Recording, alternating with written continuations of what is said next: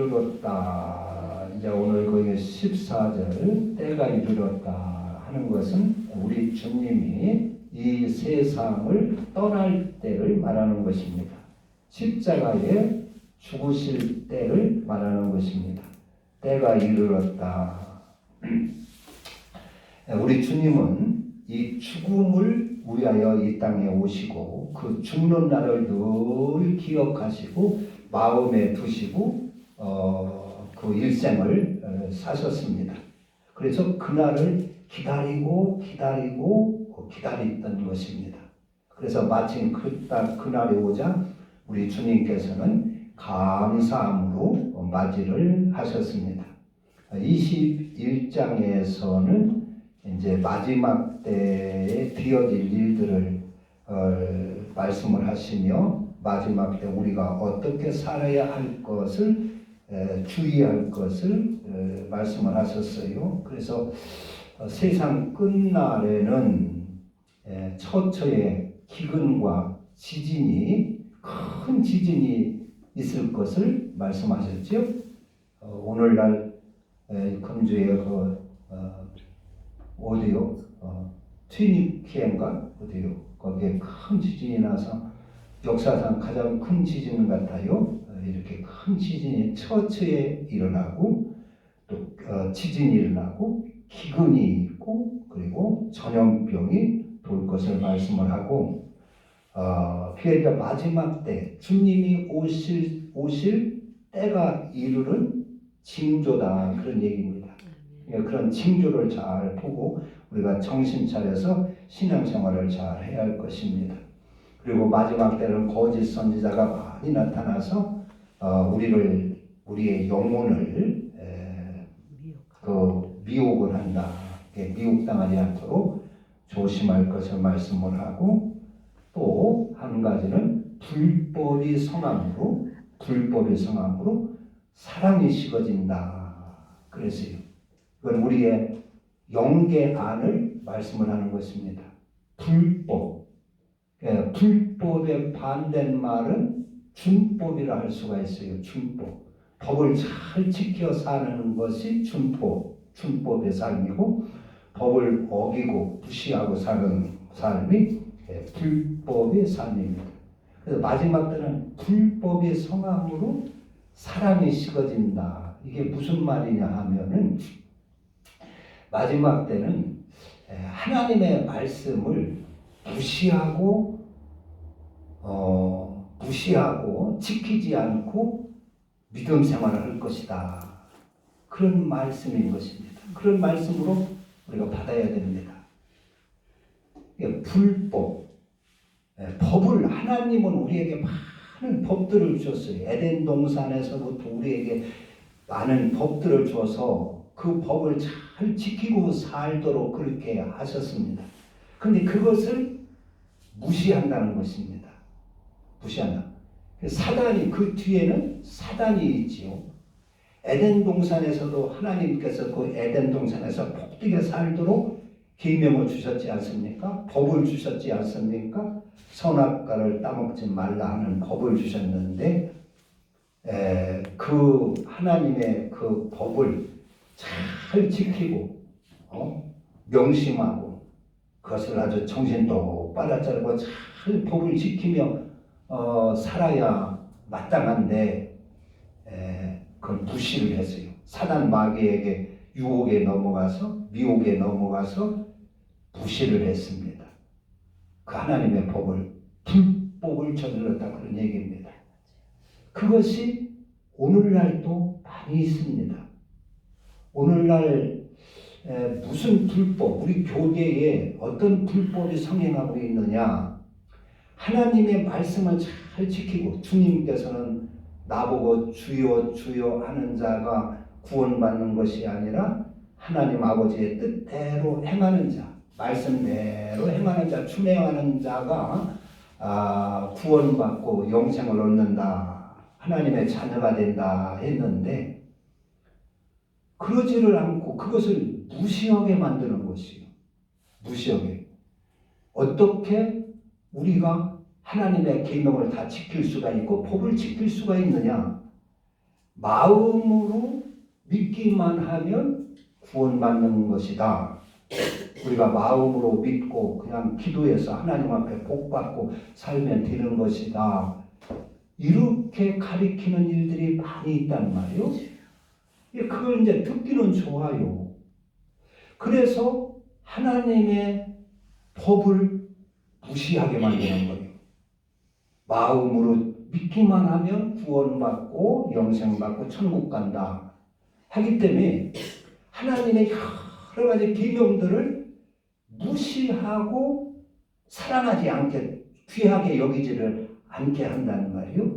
그것이 마지막 징조요. 예수님 때부터 에덴 동산에서부터 사단 마귀가 우리 인간들을, 우리의 영혼을 교묘하게 멸망하도록 인도한 방법입니다. 하나님 말씀 어겨도 괜찮다는 것입니다. 마음으로 믿기만 하면. 그래서 마지막 때는 특별히 이것이 성에서, 불법이 성에서 사랑이 식어지리라. 그 사랑이 뭐요?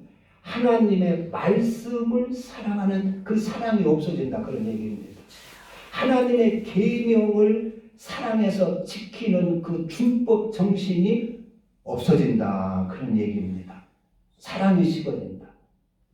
또 그 마태복음 7장 같은 데 보면 마지막 때는 많은 사람들이 주여 내가 주의 이름으로 선지자 노릇하고 주의 이름으로 귀신도 쫓고 주의 이름으로 많은 능력을 행하지 않았습니까? 나를 모르시나이까 하니까 예수님께서 뭐라고 했습니까? 이 불법을 행한 자들아, 불법을 행한 자들아, 나는 너희를 도무지 알지 못한다. 내게서 떠나가라 그랬어요. 그러니까 하나님의 이름으로 선지자 노릇도 하고 귀신도 쫓고 능력, 권능을 행했는데 불법을 저질렀다, 그런 얘기입니다. 그걸 불법으로 살았다, 그런 얘기입니다. 하나님의 우리가 꼭 지키고 또 이루어야 할 하나님의 가장 큰 계명이 있다면 그게 무슨 계명일까요? 율법의 대강령.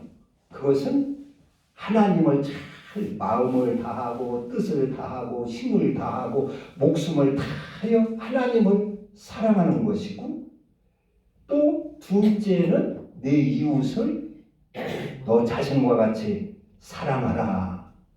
그것이 온 하나님의 법의 중심입니다.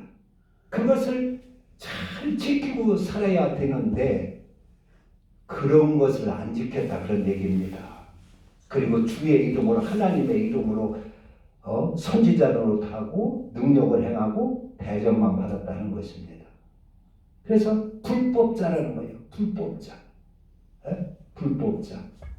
그래서 오늘 여기도 이제 보면 여기 19절에 보면 19절에 또 떡을 가져 감사 기도하시고 떼어 그들에게 주시며 이르시되 이것은 너희를 위하여 주는 내 몸이라. 너희가 이를 행하여 나를 기념하라 그랬어요. 여기서 너희가 이를 행하여, 떡을 들면서 이것은 내 몸이다. 이를 행하여 먹을 때마다 나를 기념하라 그랬어요. 그게 직접적으로 얘기하면 무슨 얘기냐면 나를 본받아서 너희들도 사랑의 사람이 되라, 그런 얘기입니다. 그냥 듣기 쉽게, 이해하기 쉽게 얘기를 하면 너희들도 나처럼 예수님이 이 땅에 오셔서 사랑의 삶을 살고 가셨단 말이에요. 나를 희생해서 저를 살리고 귀신 들린 자 고쳐주고 병든 자 고쳐주고 세리와 죄인들 창기들을 긍휼히 여겨주시고 구원해주시고 그들을 보살피고 섬기고, 그래서 한평생 사랑의 삶을 살고 가셨어요. 예수님은 하나님의 사랑의 증표였어요. 그런 것처럼 나를 기념하라 하는 말은, 이를 행하여 나를 기념하라 하는 말은 나처럼 나를 본받아서 너희들도 사랑의 삶을 살아라, 그런 얘기입니다. 쉽게 얘기하면 신학적으로 어렵게 하는 거 쉽게 얘기하면 나를 본받아서 너희들도 사랑의 사람이 되어라는 것입니다. 그것이 예수님께서 십자가를 앞에 놓고 최후에 하는 유언장과 같은 말씀입니다. 유언과 같은 말씀입니다. 십자가를 앞에 놓고 예수님이 성도들에게 제자들에게 마지막으로 하시는 유언장과 같은 말씀입니다. 그리고 이제 그 밑에 피는 포도주를 주면서 이것은 내 피다. 이것은 이 잔은 내 피로 세우는 새 언약이니 그랬죠. 새 언약. 예수님 우리에게 새로 주신 언약 계명이 뭐요? 요한복음에 보면은 내가 너희들에게 새 계명을 주노니 내가 너희를 사랑한 것 같이 너희도 서로 사랑하라 그랬어요. 그러니까 서로 사랑하라는 말이 우리 주님께서 이 땅에 최후에 당부하고 유언적으로 주신 말씀이 사랑의 계명입니다. 이것을 행하여 나를 기념하라 하는 것도 너희들이 서로 사랑의 사람이 되어야 된다 하는 것입니다. 우리가 이 땅에 와서 이루어야 할 계명의 업무가 사명이 나를 사랑의 사람으로 만드는 것입니다. 여러분들은 자신을 한번 돌아올 때 내가 지금 사랑의 사람이 되어가고 있는가 한번 봐야 됩니다. 사랑의 사람. 그래서 이제 어떤 그 마태복음 19장에 보면 어떤 부자 청년이 나오지요. 그 청년이 율법도 잘 지키고 그리고 하나님도 잘 섬기고 자기 땅에는 의롭고 깨끗하게 살았어요. 거룩하게. 그런데 속에 마음이 만족하지 않는 거예요. 내가 진짜 구원받았을까? 내가 진짜 하늘나라 갈 수 있을까?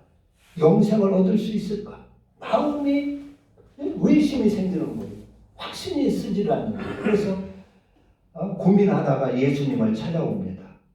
선한 선생님이요, 내가 어떻게 하여야 무슨 일을 하여야 영생을 얻나요? 물어요. 그러니까 예수님께서 그럽니다. 계명을 지켜라 그래요. 그러니까 무슨 계명입니까? 그 10계명을 쭉 얘기해 줍니다. 살인하지 말라, 도둑질하지 말라, 간음하지 말라, 또 네 부모를 공경하라 하였느니라. 그러니까 주여 그것은 제가 어려서부터 지켰습니다. 그래요. 그러냐 한 가지 부족한 것이 있으니 네 재산을 팔아 가난한 자들에게 주고 나를 따르라 그래야 되겠습니다. 그러니까 율법을 잘 지키고 하나님을 잘 섬기고 살아왔지만 자기를 희생해서 이웃을 사랑하는 사람이 되지를 못한 것이요. 그래서 예수님은 네 재산을 팔아서 가난한 자들을 돕고 사랑의 사람이 한번 되어야 된다 그런 얘기입니다. 예수님이 공생에서 사시는 동안에 바리새인들을 다 못마땅히 여기고 책망한 이유가 뭡니까? 그들의 율법은 잘 지켜요. 안식일 철저하게 지키고 11조 철저하게 해요. 그런데 이들이 사랑의 사람이 되지를 않은 거예요. 오히려 죄 없는 예수님도 무슨 모함을 찍어가지고 없는 죄를 만들어가지고 음모를 꾸며서 죽이려고만 하고 남 율법 지키나 안 지키나 보면서 안 지키면 돌멩이로 쳐 죽이려고나 하고 이러고 산단 말이에요. 율법을 지키고 하나님 믿는다는 사람이. 그래서 예수님은 그들을 늘 책망하고 질책을 한 것입니다. 이 외식하는 서기관과 바리새인들아 화 있을진저 이 서기관과 바리새인들아. 그러면서 그들에게 화가 있으리라고 했어요. 그러니까 이 부자 청년도 율법을 지키고 하나님 섬기는데 사랑의 사람이 되지 않은 거예요. 여러분 아무리 큰 집이고 부잣집이라도 금침대에 비단 옷 입고 산다 할지라도 막 고기 만찬에 잘 먹고 잘 산다 할지라도 거기에 사랑이 없으면 그 집이 어떻게 되겠어요? 살만 나겠습니까? 사랑이 없다면은 아무리 큰 집에서 뭐 금침대 비단 이불 덮고 자고 비단 옷 입고 자고 좋은 자동차 타고 다니고 잘 먹고 잘 살아도 거기에 사랑이 없다면 그 집은 지옥이나 될 것입니다. 그러나 아무리 초라한 오두막집이라 할지라도 거기서 사랑이, 그 가족들의 사랑이 충만하면 거기가 천국이 될 것입니다. 그러니까 고린도전서 13장에 보면 우리에게 믿음, 소망, 사랑, 이 세 가지는 항상 있을 것이지만 그 중에 제일은 뭐예요? 사랑이라고 그랬어요. 하늘나라가 아무리 좋다 할지라도 길바닥에 황금 보석으로 까여있고 무슨 막 생명과일이 있고 아무리 그렇다 할지라도 그 하늘나라에 사랑이 없다면 그게 천국이 되겠습니까? 천국이 될 수가 없는 것입니다. 그래서 하늘나라는 어떤 자들이 가느냐? 사랑의 사람이 가는 나라입니다. 사랑의 사람이. 그리고 그 나라는 사랑하며 사는 나라입니다. 그래서 천국이 되는 것입니다. 그래서 율법자들이 그 이제 예수님은 이제 마태복음 11장에 보면 여자가 난 자 중에 세례 요한보다 더 큰 자가 없다 그랬어요. 큰 자가. 이 세상에서 여자가 낳은 자 중에 세례 요한보다 더 큰 자가 태어난 적이 없다. 세례 요한은 가장 크다. 그러나 천국에서는 지극히 작은 자라도 저보다 크다 그랬어요. 그게 무슨 소리입니까? 세례 요한은 이 땅에서 회개하라 요단강가를 외치고 사람들을 막 세례를 주고 예수님까지 세례를 준 사람입니다. 그래서 예수님까지 세례를 준 사람이라고 해서 가장 큰 자라고 하는 거예요. 이 땅에서 여자가 낳은 자 중에. 그러나 하늘나라에서는 지극히 작은 자라 할지라도 저보다 크다 그랬어요. 그건 무슨 얘기냐? 사랑, 세례 요한은 율법의 사람이고 그렇기 때문에 사랑의 사람이 되지 못했다 그런 얘기입니다. 그래서 그 하늘나라에서는 사랑의 사람이 가는 나라인데 거기는 오히려 시골에서 이름 없이 하나님을 사랑하고 이웃을 사랑하며 이름 없이 참 이렇게 신앙생활 한 사람이 하늘나라 가서는 그 세례 요한보다 훨씬 클 수가 있다 그런 얘기입니다. 오늘날 세계를 주름잡는 유명한 두 강사들 막 수만 명씩 수십만 명씩 사람이 모이고 막 부흥회를 하는 그런 부흥 강사도 하늘나라 가서 보면 오히려 시골 교회 조그마한 교회에서 이름 없이 하나님을 사랑하며 이웃을 사랑하며 신앙생활 잘한 사람보다도 못할 수가 얼마든지 있다는 얘기입니다. 그래서 마태복음 같은 데 보면 어떤 제자들이 서로 이제 누가 하늘나라에서 누가 클 것이냐 서로 이렇게 논쟁을 하지요. 그때 예수님께서는 다 듣고 있다가 야 너희들이 하늘나라에서 큰 자가 되려면 모든 사람을 섬기는 자가 되어야 되고 하늘나라에서 으뜸이 되고자 하는 자는 모든 사람의 종이 되어야 되리라 그랬어요. 그러니까 모든 사람을 사랑으로 섬길 수 있는 자가 하늘나라에서 큰 자고 가장 으뜸이 되는 나라라 그런 얘기입니다. 사랑. 마태복음 25장의 양과 염소의 비유에서도 하늘나라 생명을 얻는 자, 천국을 기업으로 받는 자의 그들의 삶이 뭐예요? 사랑의 사람이 된 사람들입니다. 그래서 나그네를 영접하고 배고픈 자를 먹을 걸 주고 목마른 자에게 마실 것을 주고 이웃을 친절하게 베풀고 그런 자가 거기서 영생을 하늘 천국을 기업으로 받고 영생을 얻는 것을 봅니다. 사랑이라는 그런 얘기예요. 왜 부자와 나사로에서도 왜 부자가 하늘나라를 못 갔습니까? 왜 영생을 얻지 못했습니까? 부자는 자기가 돈 많아서 가난한 사람들의 심정을 모르는 거예요. 자기 문 앞에 있는 그 가난한 거지 나사로가 어떻게 사느냐 관심이 없어요. 자기 혼자만 매일 잔치를 보고 비단 옷 입고 잔치하고 잘 먹고 즐겁게 사는 거예요. 사랑을 베풀 줄을 모르는 거예요. 불쌍한 사람 도와주는 사랑이 없는 거예요. 그래서 그런 자가 천국에 가면 천국이 어울리겠느냐 하는 것입니다. 이 땅에서는 아무리 부자로 잘 살고 했다 할지라도 하늘나라에서는 그렇지를 않다 그런 얘기죠. 그래서 이제 하늘나라, 우리 하나님이 우리를 이 땅에 보내주셔가지고 이렇게 훈련하는 그것은 말하자면 사랑의 사람을 만드는 훈련을 하는 것입니다. 그래야 천국을 이룰 수가 있어요. 그런 사람이 가야 천국이 되고 천국이 이루어지기 때문에 그런 것입니다. 그런 거죠. 그래서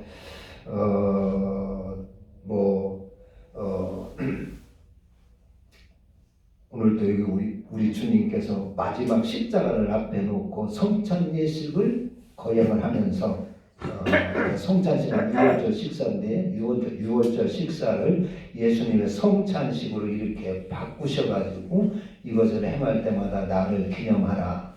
또 잔을 주면서 이것은 새 언약이다 하는 것은 우리가 사랑의 사람이 되어야 된다 그랬어요. 어떤 율법사, 누가복음 10장에는 어떤 율법사가 예수님께 와서 물은 것도 그런 얘기입니다. 선한 선생님이요, 내가 무슨 일을 해야 영생을 얻습니까? 할 때 네가 계명에 무엇으로 써있고 네가 어떻게 읽느냐 예수님이 되묻습니다. 그러니까 그 율법사가 그런 대답을 해요. 예, 계명에는, 율법에는 네 마음을 다하고 뜻을 다하고 힘을 다하여 주 너희 하나님을 사랑하고 네 이웃을 네 몸과 같이 사랑하라고 하였나이다. 그랬어요. 그래, 옳다. 그렇게 하면 영생을 얻는다 그랬어요. 그러니까 이 사람이 자기를 의롭다 하고 내세우기 위해서 그러면은 내 이웃이 누굽니까? 물어봐요. 그때 예수님께서 말씀을 하신 것이 선한 사마리아인의 비유입니다. 어떤 사람이 여리고에서 예루살렘에서 에르고로 내려가다가 강도 만나 죽게 생겨가지고 지금 쓰러져 있는데 거기 어떤 제사장이 지나가다가 그걸 보고 자기도 강도 만날까봐 두려워서 얼른 피하여 갔느니라. 그 다음에 어떤 레위, 어떤 집사님이 이렇게 가다가 그것을 보고 자기도 두려워서 얼른 피하여 갔느니라. 그러나 어떤 사마리아인이 그걸 지나가다가 보고 나귀에서 얼른 내려서 그 상처에 포도주를 붓고 소독을 하고 약을 바르고 응급조치를 해서 나귀에 태워가지고 추막집에 가서 이렇게 잘 보살피도록 자기의 돈을 들여가며 그 여비를 줘가며 당부했느니라. 여기서 누가 강도 만난 자의 이웃이 되겠느냐? 그것은 자비를 베푼 사마리아인입니다. 그럽니다. 그래, 너도 가서 그와 같이 하라. 그러면 영생이 있을 것이다. 그랬어요. 너도 가서 사마리아 사람처럼 네 이웃을 그렇게 사랑하는 사람이 되어라. 그런 얘기입니다. 그러면 영생을 얻으리라. 그랬어요. 우리가 신앙생활을 이렇게 할 때 바로 잘 하셔야 됩니다. 그래서 우리가 남은 생애가 얼마이든지 간에 나를 사랑의 사람으로 바꿔야 됩니다. 그렇다고 해서 어떤 사람은 사랑의 사람이니까 왜 그러면은 북한 김정은을 왜 욕하고 막 그러냐, 그런 식으로 얘기하는 사람이 있어요. 사랑의 사람이 들어가서 그런 사람과 공산주의 같은 사람도 그냥 내려주고 그대로 따라주고 그러라는 얘기는 아니죠. 그런 얘기는 아닙니다. 예수님이 그런 뜻은 아닌 것입니다. 그런 뜻은 아니니까 그걸 잘 알고 우리는 이런 내 사생활 속에서 우리는 은혜를 베풀고 사랑을 베풀고 남는 것이 우리가 하나님께 사랑을 베푼 것, 그것이 하늘나라에서 우리에게 그 영광으로 우리의 보화로 남게 될 줄로 믿습니다. 그래서 사랑의 사람이 되고 그래서 전도도 하고 그래서 하나님께 그 영광 돌리고 기쁨으로 주님을 만나게 있고 면류관 쓸 수 있는 저와 여러분 되시기를 주님의 이름으로 축원합니다. 기도합니다.